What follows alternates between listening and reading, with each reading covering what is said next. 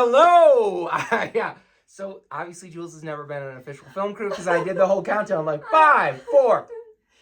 And she's just laughing about that. So, I'm glad that Jules thinks that I'm making jokes when I'm actually trying to help out. By the way, you guys can't necessarily see this in the backs of your screens, and this probably isn't coming out until after it's already happened. But this Friday, 9 p.m., live at Kinfolk's Chinatown Sun Cats, featuring our mutual friend Morgan, not to be confused with her eldest daughter.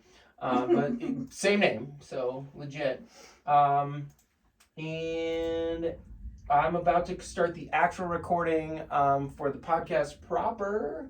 But I wanted to start this video first, and before I do that, because I just want to make some comments. Occasionally I might look away if we want to look something up on my computer. My phone's in use right now. And at other points, Jules might be looking at her phone to check her notes and things, because we have some notes about this.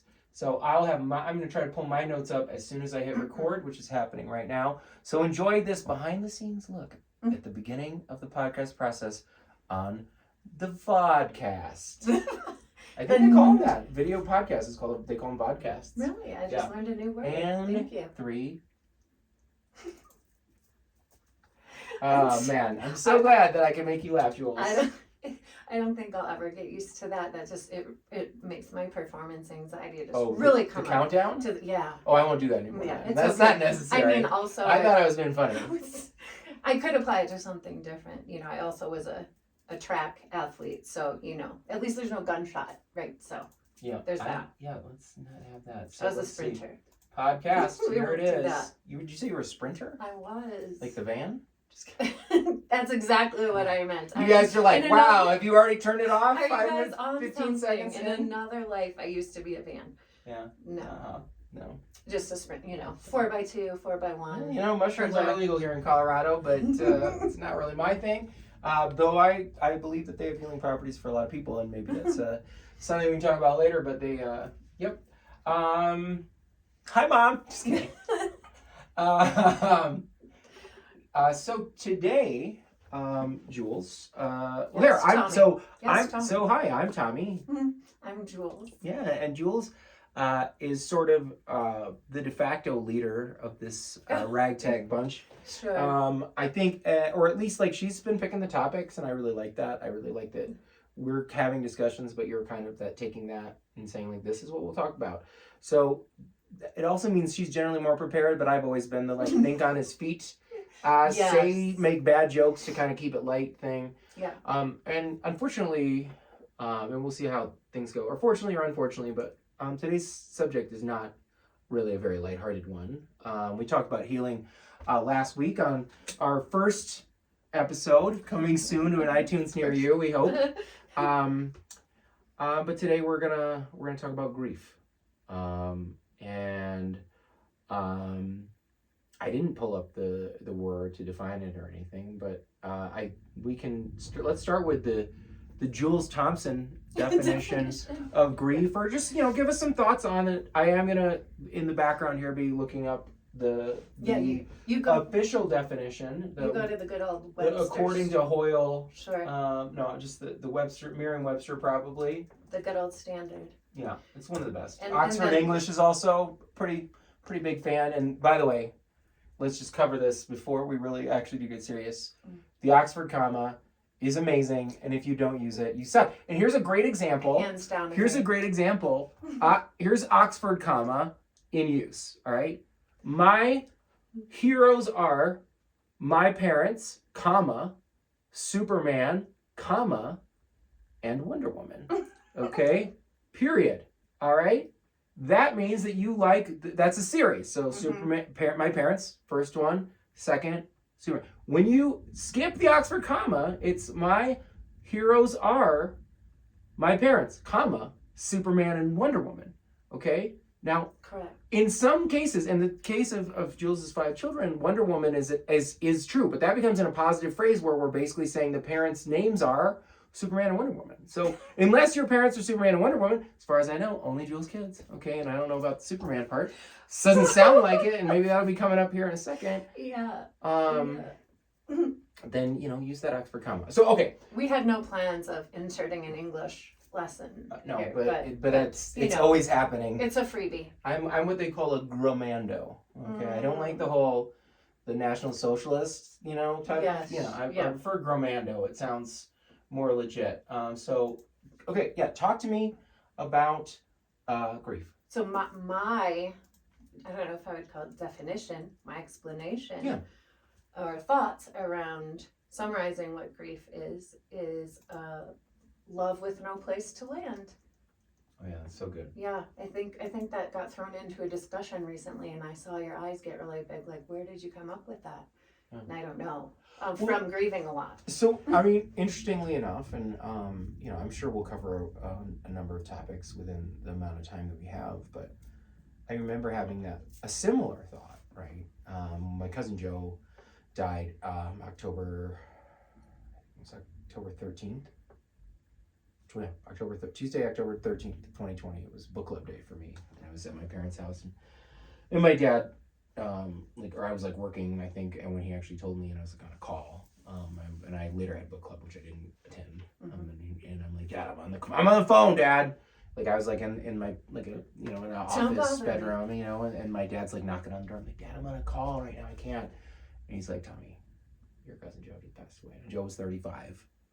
In 2020, I would have been. October 2020, I would have been 41. 14. Right? So, yeah. So, what a sweetheart. Mm-hmm. Marry me. But anyway, that was not a serious proposal for anybody who was worried. I would have been my first if it had been. So we lost my cousin Joe, and it was around that time, in the huge grieving process. And dear God, his sister, my cousin Bridget, my Aunt Eileen, and I hope they don't mind me mentioning their names on here. Their grief was it's just inconceivable, right? I know I keep using that word. I don't think it means what you think it means. I keep using that word. I don't think it means what I think it means. All right, I don't know if we have any Princess Bride fans out there, but it was truly, it's just so unbelievable. But in trying to understand it, and obviously I was grieving too. I had known Joe his whole life and most of mine, right? Starting from age 6.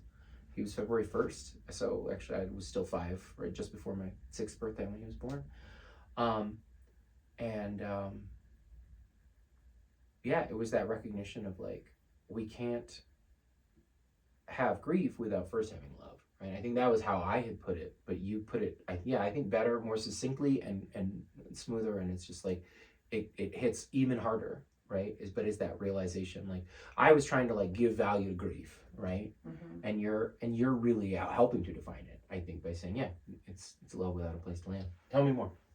So I think to piggyback on what you just said, also, I am of the belief that within the grief, we experience it to the same depth that we loved in the first place, that we were invested in the first place, right? So I'm of the belief that if you lose something or someone and, it's a blip on your radar, or it's a little disturbing, or it maybe rocks your world for a little bit, but you just are somehow able to kind of move along, I would maybe question how invested you were in the first place.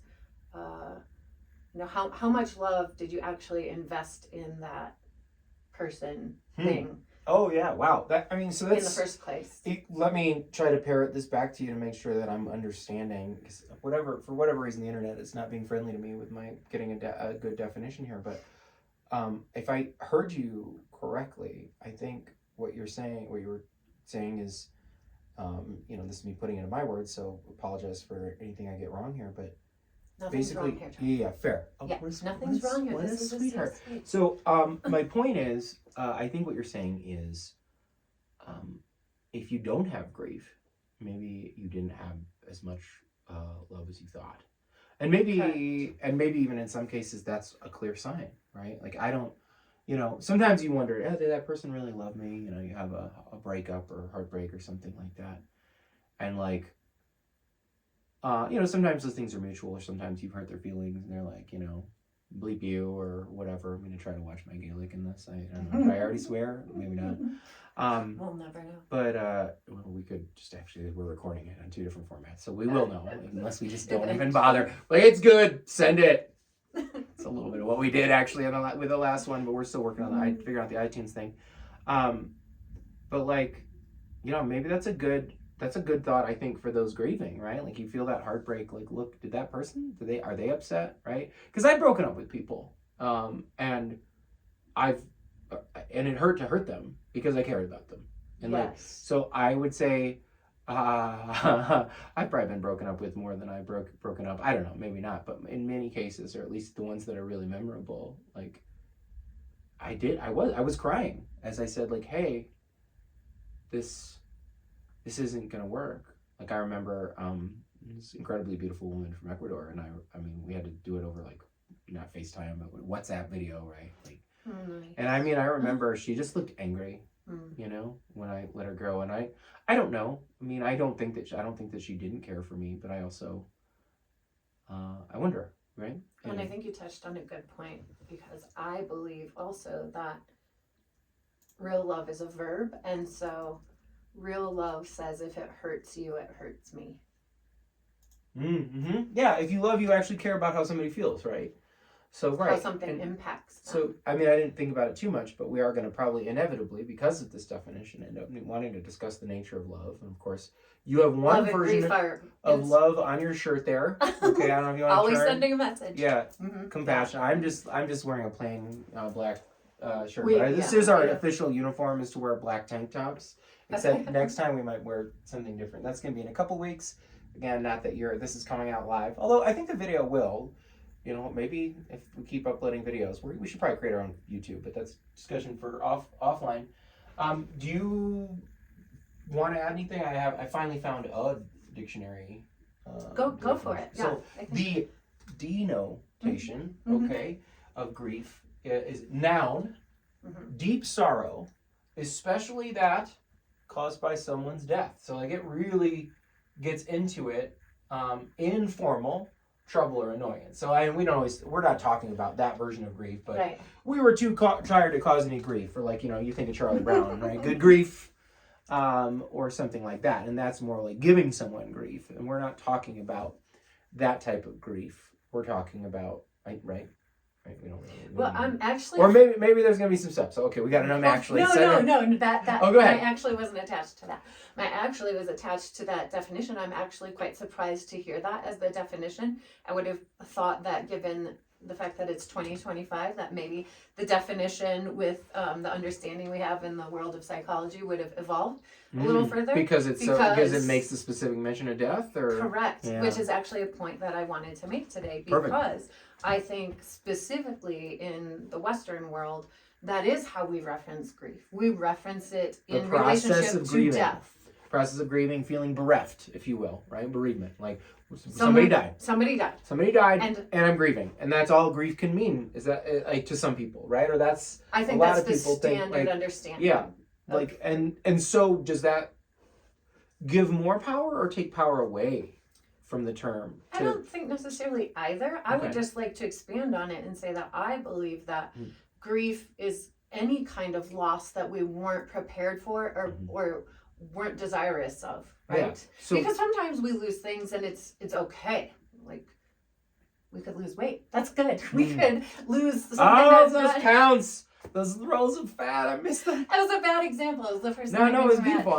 Sorry. Sometimes loss is good or necessary. It's a heavy topic, and I often deflect heavy topics with humor, That's right? Okay. And with academia, I guess you could say, right? Like, here I am, right? Yes. Well, no, hiding out in here is a very good space for deflecting, isn't it? It can be, yeah. Because we're feeling that we literally do feel things in different places in our body, and we've already said we'll talk about IFS later. But there's maybe those are parts of us, or maybe it is. Your heart.